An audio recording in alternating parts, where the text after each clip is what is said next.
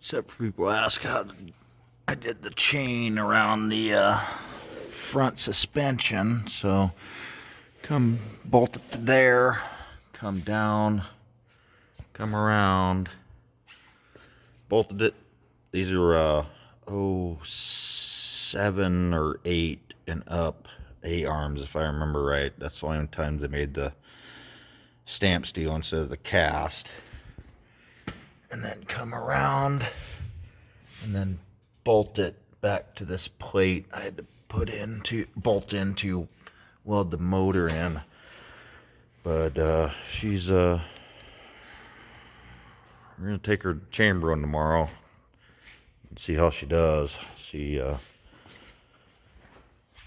we can't junk this car the rest of the way, I suppose.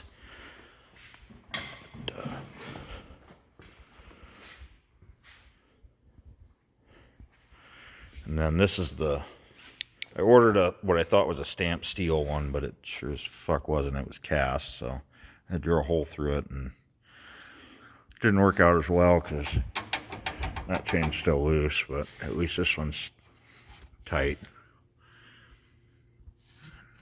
Just bolt it back.